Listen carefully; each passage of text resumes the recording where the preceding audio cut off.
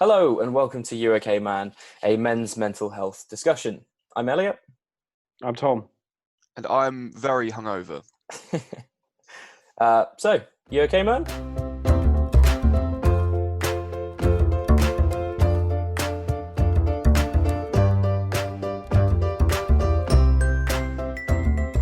How's your week been, Tom? It's been a placid week. I'll stick with that term. No, I just think still thinking about things, still going through things. I think last week definitely got a lot out that was good that I needed, that I had locked down, but I don't think this week there is anything particularly distinct that I need to talk about that I haven't fully thought about, if that makes sense. Yeah, like you've got I to completely understand, think through some things first and Yeah. straight. No? And exactly. in doing so, when you do think about something like that, you're far more likely to be able to discuss it in a comfortable manner. Exactly. In the coming weeks. So Yeah. No, and I'm I sure think, there are a lot of people in a similar situation to you. Yeah. Especially at times like this when it's Yeah. very difficult to kind of get your thoughts in order. yeah, no, I think there's a lot of stuff going through my head, and I don't want to confuse that with what's been happening, if that makes sense. Yeah, there's a lot of M&Ms in the bowl, but I only want to eat one of them. If that makes sense. It's a good analogy. It doesn't, but that's okay. Okay, right, we got there. That's what I mean, and that's what I'll say. Yeah, that's what I'll say this week. I think. That's fair. How's your week been, Jake?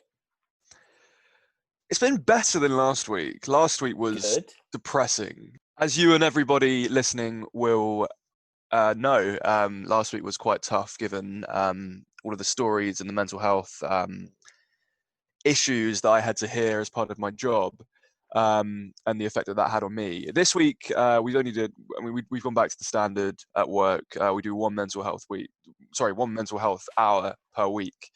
And although they're tough, they're manageable when there's only one of them. So I mean, I'm not feeling as sort of depressed. Well, I'm not feeling depressed really at all. And that's sort of passed from last week. This week, however, I've been incredibly irritable, and I'm not too sure why.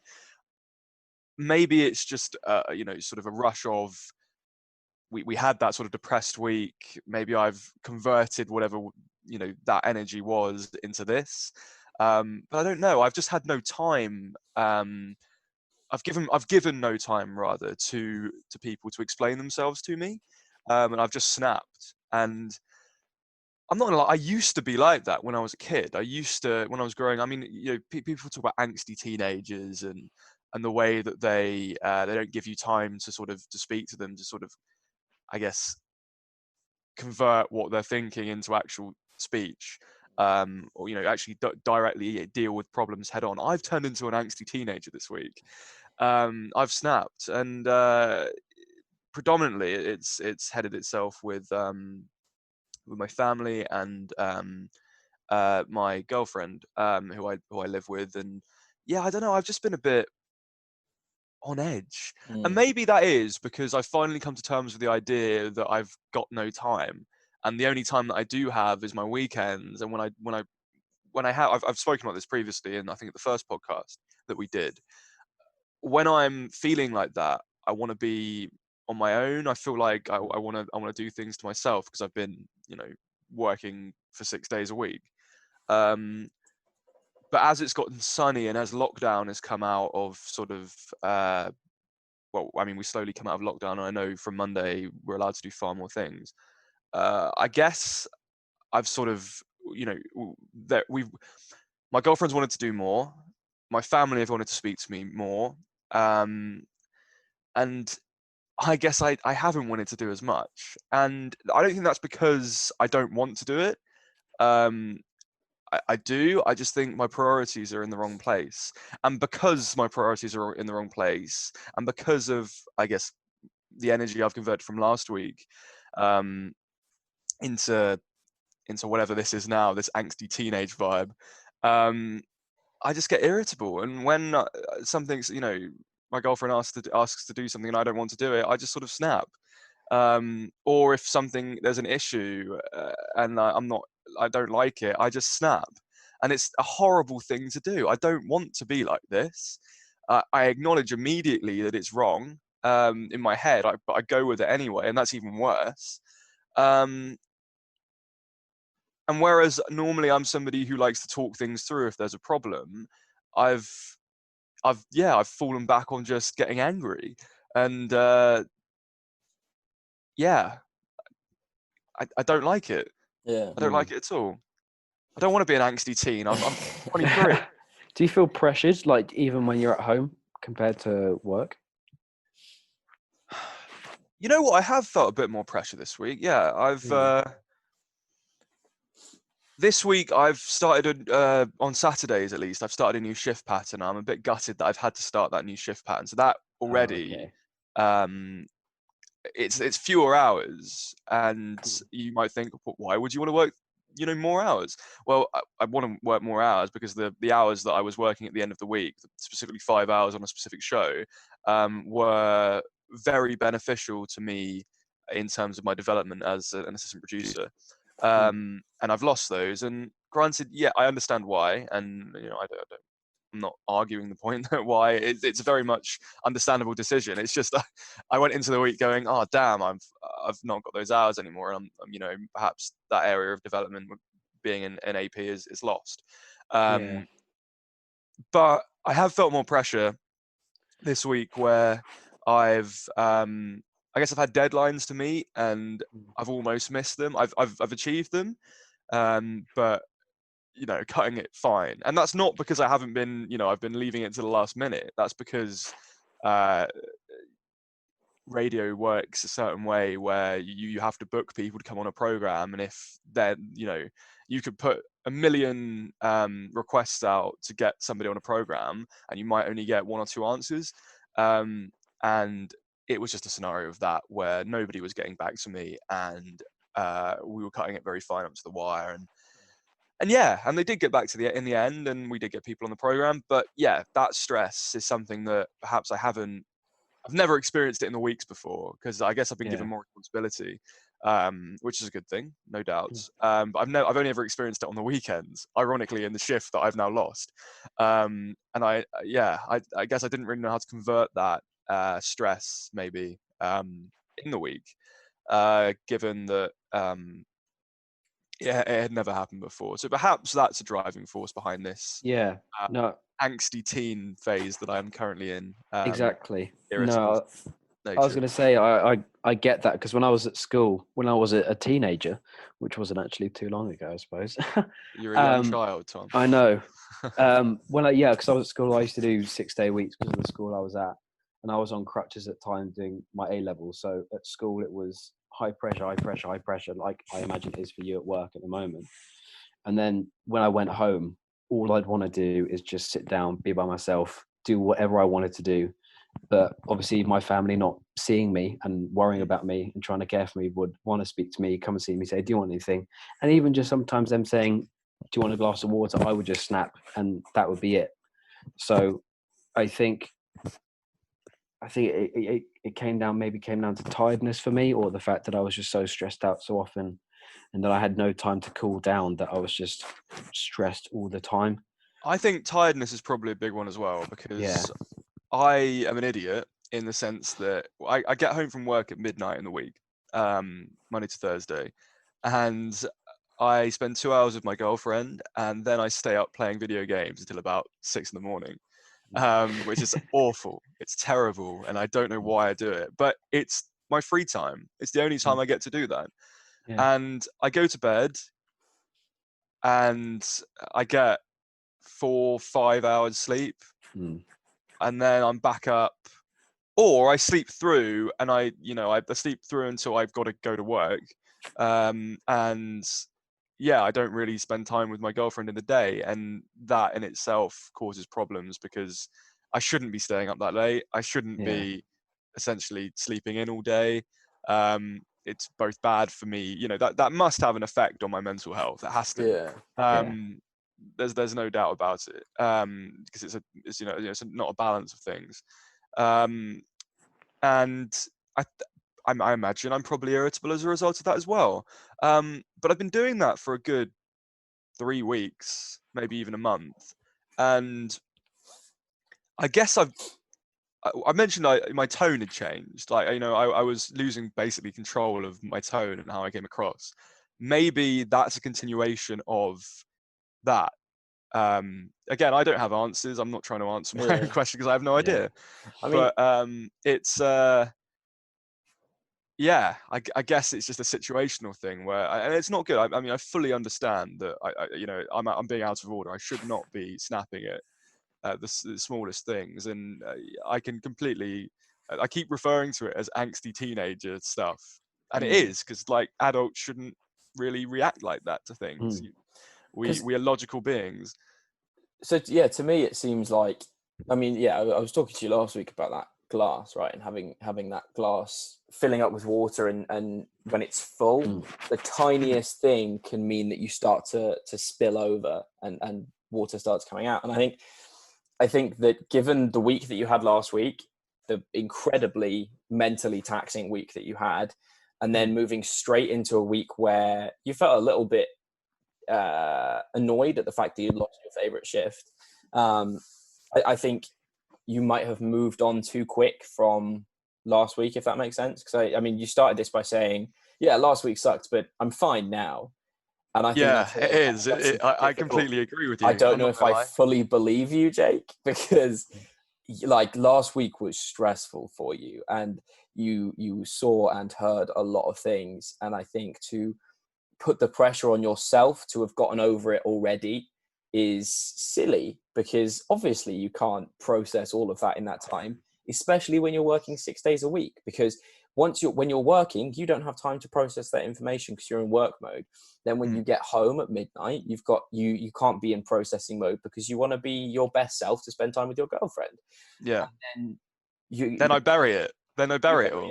And then it gets to 2 a.m. and she goes to bed, and you're like, well, I don't want to be sat here in the dark by my thoughts, with myself and my thoughts alone. So I bury it even further. I'm going to play video games. So I don't know if you have fully. It doesn't sound like you've fully. It doesn't, does it? It doesn't at all.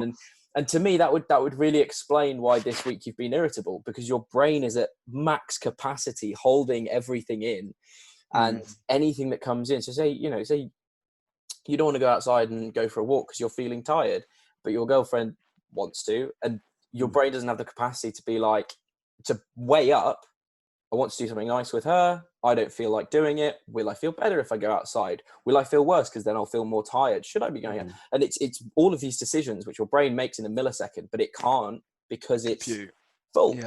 And I live my life a million miles per hour, simply because at this point in time everybody's still locked down. More people are going back to work, of course, but I've been working this entire time, and the nature of the job that I do is just fast paced, and it's every day for 6 days a week. And you're right, I completely agree with you. I've just been burying everything. I guess I've felt better because I've been ignoring it, and perhaps the irritability, the definitely is a that energy has been converted perhaps into irritability as opposed to depression as it was. I know exactly how that feels. Like I've a number of times in my life where I've played video games rather than address the problems, and then become irritable because of it. And it's weird because you hear sometimes this like association of like, video games make teenagers aggressive or whatever. But I don't really think it's that. I think it's, or for me especially, it wasn't. I used to play video games a lot because I had a lot of stressful things going on in my life, and I had a lot of people who depended on me, and I didn't want to process that in my downtime, so I just played video games. And then when anyone else was talking to me, it wasn't distracting me from that, and I became very irritable. And I think that's... See, I completely agree. The amount of controllers I smashed in my childhood. I was a bad kid. But like I completely agree. Like that is a release. It's like you play them because you push everything down inside of you. The other thing I wanted to say is I got trashed last night. I drank so much alcohol for the first time in a really long time. I got obliterated. I drank 2 bottles of wine. That can't be good for me in like this state at all. Yeah. And perhaps I did that subconsciously because I just wanted a release from something. I woke up at 10 a.m. on the sofa, for Christ's sake. Like, I mean, when was the last time any of us did that? Yeah. And I did. And that as well, I think that in its own place is probably an offshoot of this irritability. I'm trying to find a release for everything and I can't find it. Because do I feel trapped? I don't feel trapped in like my relationship. I'm very happy in my relationship. I don't feel trapped in my job. I'm very happy in my job. I just think I was so used to previously to having so much free time. I didn't really do my degree, did I? Let's be fair. I didn't go to many lectures. I did a lot of student radio stuff, as I imagine a lot of you are aware. And that was my sort of, I could do that in my free time. I could do that when I wanted to do that. And I enjoyed it. And it obviously helped that I did. But I had so much free time and now I don't have any free time. And I think I would say I'm still getting used to working as much as I do. And I mean, I got into a relationship. I've been in a relationship now for like 9 months. And I got into that around about the same time. So it was all a big life change at the same time. And I think I'm still settling into that period. I want it. I very much want it. I want both the things. I want the job and I want my relationship. And I'm very happy with both of those things. It's just, especially given the situation, the scenario that we are in, that we can't go to the places we want to go. I mean, I'd absolutely love to go to the cinema. I can't go to the cinema. I'd absolutely love to go and play golf with you two on the driving range. I'd love to do that. We can't do that, unfortunately. And I think it's just all of this mixture of, we started something new, before the lockdown. I mean, quite far before the lockdown, granted. But then I started multiple things new before that. And then now we're in the situation where I think it's all catching up to me. And that joined with the million miles an hour lifestyle that I currently lead. And the lack of sleep and the depression from last week, it's all just piled high. And you're right, it's that glass that's full. And the little tiniest thing that is added to it is pushing me over the edge at the moment, and it's not a good thing at all. And I mean, I need a counsellor more than anything. I need to speak to somebody. But I mean, I don't want to get into this whole issue, and maybe it's one for next week. But I feel very guilty in utilising the NHS at this moment in time, and it's horrible because I can understand it. And if I was dying, I wouldn't feel guilty at all, obviously. But I think this isn't mental health is just an urgent thing. It's not. Of course it is. It's an urgent thing, but it's not as urgent as somebody needing treatment for this virus or somebody. And you're going to tell me that's wrong, and I'm going to tell you, but I still feel guilty. Yeah, I don't know if that's wrong. I think it's like, you've got to understand that the mental health side of the NHS is different to the physical side of it. So the doctors and nurses that are dealing with corona aren't the same ones that are going to be signposting towards counselling. But a lot of the, and I know this, I can verify this because I've spoken to people who work on the mental health side of the NHS, specifically counsellors, who have called in to our own mental health hours, saying we can't deal with this. Like, this is crushing me, a mental health practitioner. And we've had a couple, mental health practitioner who is struggling to cope with mental health impacts of coronavirus. So when you hear that from multiple sources, you feel even more guilty. But there's also a lot of charities which are still operating and are operating. Concept says there's Mind, there's Samaritans, there's Calm, who all have hotlines open, and especially if you don't feel like you're ready to go for a full counsellor and to find a full counsellor at the moment. Oh, I'd love to go for a full counsellor. So the other side of it is that there are still private counsellors and private therapists who are still operating, and they're operating via calls and stuff. And a lot of them, I think, are doing sort of discounted than before. But again, like, private therapists are not cheap. And if that's not something which you can afford to do right now, that's absolutely understandable. And it's really difficult to be in that situation. I'm not suggesting anybody should follow what I'm saying, because that my guilt it's a valid feeling. But it shouldn't be stopping me from doing and going and getting help. Unfortunately, it's just one of those things where I don't even know if I've had time. I mean, there's a time element as well. Would I have time to be able to? Well, I mean, you have a day off a week, right? And well, I have more like 2 days off now. And it seems tough to dedicate one of the an hour of that time. If I can do this, I can do that. Is what you're saying? Yeah, absolutely. It's true. But I think. Oh, sorry, you go. Well, I was just going to say quickly, like, absolutely, bring up all these things with Amber about how you think that you've been perhaps ignoring what's been going on, and maybe sit down and have a chat with her and see if you can work through anything that way, talking about it. But I think the most important thing here, if you don't feel like you can go to the NHS at this time, is making sure that you have a support network that you can go to. And I do with you guys. You absolutely do. But there's I have a support network with my good friends. Expand that infinitely, Jake. I can. I'm like I say, I'm very self-aware of this. Like, I understand what is going on. So tackle it. So do it. Exactly. What were you going to say, Tom? No, I was just going to say, like, I mean, obviously these aren't going to be your solutions, but what worked for me, when I was younger, was just like finding a happy place and just going to something. For me, it was golf. Just being able to go out every weekend, play. I know we can't now. It's a useless example because it's really lockdown. But just going out, getting on the course, out in the sun or just in the fresh air and just playing golf, being by myself, sleeping more. That always cleared my mind, and just having a good spoon. It's a personal question. I won't ask. I don't know if you spoon with Amber, but just I love spooning, and I think I want to point this out. I think being the little spoon is better than being the big spoon. It's the best thing in the world. Very true. Like, it's the most comfortable feeling. I don't understand why there's this negative idea of men shouldn't be the little spoon. Exactly. Like, come on. I want to be comfortable. I don't care what. I have no care what you think. I want to be the little spoon. Exactly. Just have a good old cuddle. Be the little spoon, Jake. Exactly.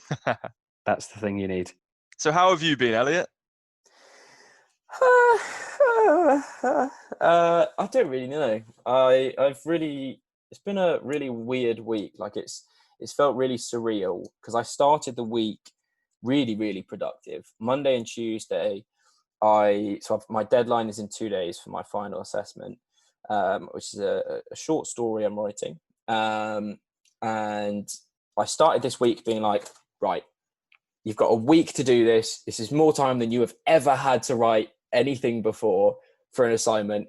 So what you're going to do is you're going to read every day. You're going to write every day, and it's going to be great. And I had Monday and Tuesday. It was great. I read like 10 short stories each day, and I was writing like 500 words every day, and it was great. And yeah, then it's just kind of fallen apart. But like, I don't really know why. Like, I've just been. It's been a strange week. Give yourself credit though. You did 2 solid days of work, and that's incredibly difficult for some people to do. And I know in your situation as well, like, you've said you've struggled to do that previously. You still did 2 days of solid work, and that's a great thing. And I'm really happy with what I've written. Like, I've because I do find writing and sort of creative things as a great like output in general, right? So even in everyday life, I find it good to have a creative outlet to kind of help me come to terms with what I'm thinking and what I'm feeling. But just throughout all of lockdown, I've had no ability to do that.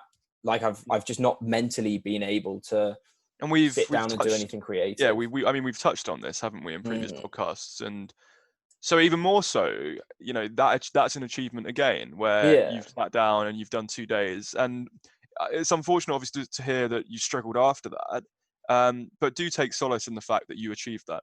Yeah, and it does feel good, and I'm really pleased with what I've written. It's different to a lot of stuff that I've written in the past. It's much more surreal in its imagery and in its concepts and stuff. Sign of the times, that is. Yeah, well, this is one thing I wanted to bring up. Was it's really interesting because I was reading an article about art during pandemics, wars, stuff like that. And during World War One, there was so much poetry and art and really moving stuff that came from it, as people saw like a new side of humanity. And then you had the 1918 Spanish flu, and for the next year or 2 years, you had no major art movements, and you had no major pieces of literature or poetry or whatever talking about the Spanish flu. And obviously you do have people still writing about it and talking about it and stuff like that, but nowhere near to the scale that you did during the war. And it's there's something about the fact that this is a pandemic which at its core isn't a human, like, it's not a human problem. We're not dealing with human nature being the cause of our suffering. Whilst I disagree with that to a certain extent, I think the government's done a not great job, but for the, you know, at its core, it's a virus. It's not a human that's inflicting this. And I think that means it's quite difficult for a lot of people to come to terms with. But then post the 1918 Spanish flu, you had a lot of really important artistic movements. I think dadaism was one of the really important ones which came out of it. And you have a lot of artistic movements which are quite surreal in their nature. And I think this new reality which we're presented with, this lockdown reality, is surreal. And I think it's going to be really interesting to see the kind of art that people do come out with, and how they do address what's been going on. Yeah, so dadaism, sort of was around that, and that was a kind of very surreal avant-garde movement. But yeah, so your work is following a similar thing. Yeah, basically, I'm saying I'm starting a new artistic movement. That's what I'm trying to say here. I wouldn't expect anything less from you, Elliot. But yeah, it's so that's helped a little bit, I think, come to terms with what I'm feeling. But then this second half of the week, I felt really muted and stressed and kind of unable to do anything. Like I wake up, I don't, like I've been staying up a lot later, which isn't great. But I feel like I'm not sleeping right, and I feel like I'm waking up wrong. And I can't put my finger on it. You know? Are you going to sleep and finding that when you wake up you don't feel rested? Yeah, because that's the worst feeling in the entire world. It's the worst, and it's like, what more do I do? I've slept for 12 hours, and I feel more tired than when I went to bed. It's horrible. Yeah, and it's mentally draining, and I just can't quite put my finger on it. I've been working out again, so me and my brother have been working out a little bit, which is good to feel physical exercise again. But I still releases endorphins into you as well, and that theoretically that should be making you feel good at the time.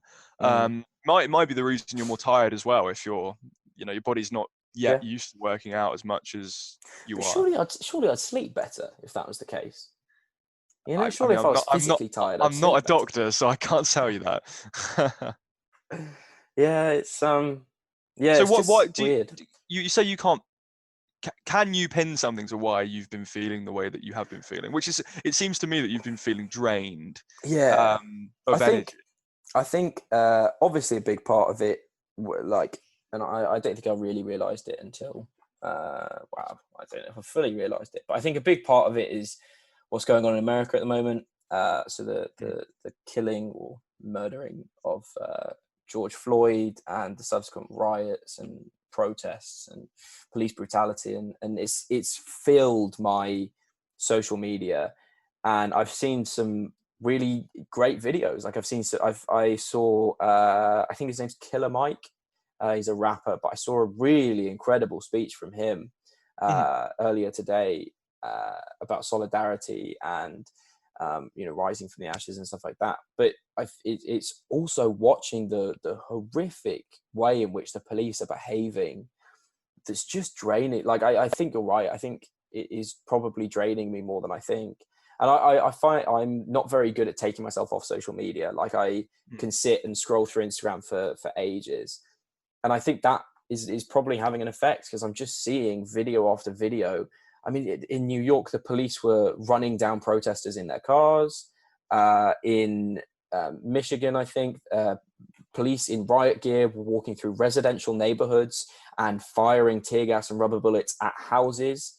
There was no protesters on the streets. There was nothing. They were just shouting, "Get in your houses!" And anyone who wasn't in their houses, it was a video of someone. They were just on their lawn watching the protest, their front lawn, their property, and they got rubber bulleted.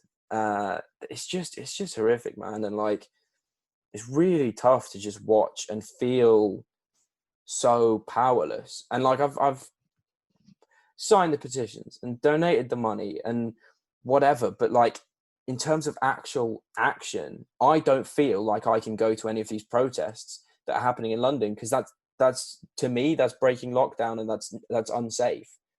Because there's a protest today and Monday, and at the end there's two at the end of the week as well in London. And you want to go? You want to? But then, yeah. But I don't feel like I can. It's this situation in America is obviously horrendous, but it isn't helped by the fact that we're in the middle of a pandemic as well.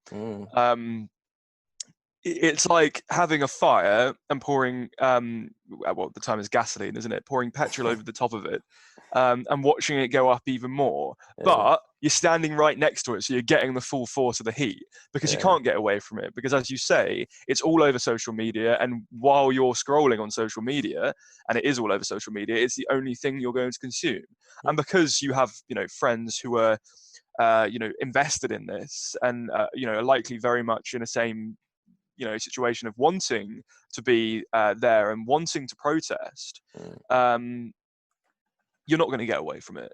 And I speak sort of from experience, where because I work in news, the way I have gotten away from, I guess, feeling the emotional force of the news is I only acknowledge the bits that I need to know, and the bits that I need to know, when I don't need to know them, I just bury them. And again, that's terrible. You shouldn't do that. That's unhealthy. And that is unhealthy. And it also feels, because the other thing that I've considered is being like, right, I'll take a social media break. I'll just delete Instagram, Twitter, Facebook, all of it.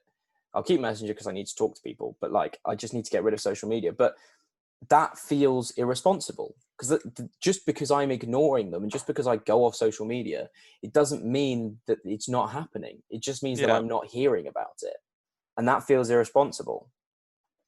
And even then, like, well, your friends are talking about it, so you're not getting away from it, and they're going to want to know your opinion.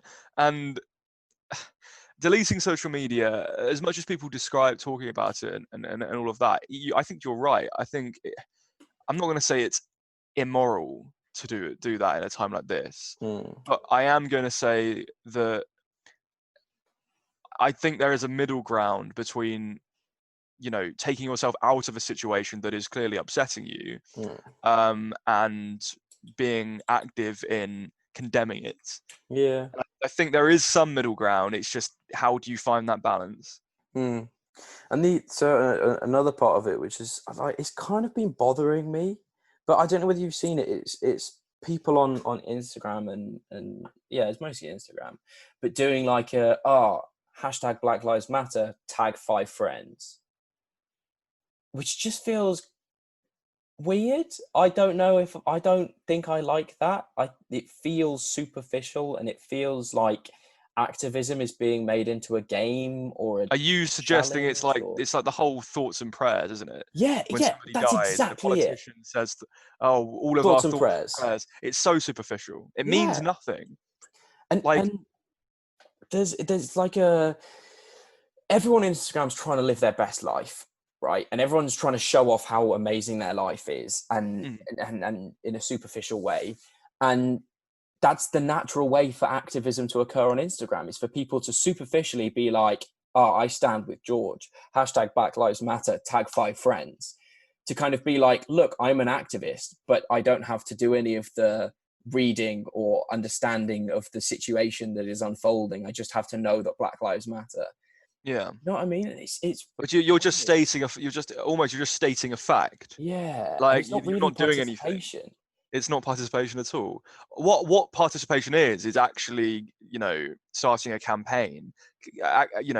Activism is donating to a campaign that already exists, starting a campaign, actually doing something on the ground or virtually in the scenario that we're in. I don't think of how I think activism can occur over here when the because obviously we have a problem with police brutality and racism in England too, but currently the main pressing matter is in America. And to kind of over here, I feel like the most we can do is just make sure that we are listening. You know what I mean? Like listening to the voices that are talking at this. And how is, just to throw it back to, I mean, it's easy to get political, as we all know, especially the two of us, being into the politics as we are. How has this? So you were talking about Instagram, and you're trying to get away with it. How is this sort of seeing that? How has that impacted your mental health? Is it the lack of ability that you think for you to actually contribute to the activism that's going on? Yeah, I think there's maybe 3 aspects to it. Yeah, I think I feel powerless. I watch it and I feel powerless. I think it's depressing to see that humans can behave like that. Yeah. And I think it also feels inevitable that after 3 years of a hate-induced, of a bigoted and sexist president in the US who actively fuels this violence and hatred, I think it's inevitable that this is the outcome, and that's depressing. Because to watch that happen, and 4 years ago to go, I know what's going to happen, and then to see it happen, it's just it's depressing, and it looks as though that popularism is just taking over all over the world. And popularism like that, where you describe, where people can get away with it, where people, there's no accountability, it makes the little person, the person on the ground, feel powerless, which is why you're seeing things like this happen. And in terms of depressing, I mean, like I say, I bury all of this stuff, and it's not very good. But I don't think I've had a chance to compute that yet. I guess I'm just strolling along casually, thinking it's not okay, but it's happening, and I don't think that's very good, Jake. I think that's a horrible thing to do. It's different. And in your case, you're trying to do something about it, or wanting to do something about it. But again, I'm not going to say I pity you, but I understand the situation that you're experiencing is tough. Yeah, it really is. I was talking to my brother about it yesterday, because I get quite worked up by a lot of political stuff, as you know, but like he's quite good at sort of letting things go. And we talked about it, because he's very much of the opinion that like I have done my bit in knowing that it's wrong, and but it's not good for me to just keep watching and keep diving, and it affects his mental health. And I totally but you don't think you've done enough, do you? No, because I think, but like looking at him, I'm not going, you haven't done enough. But for me, I'm there, and it feels like I need to be doing more.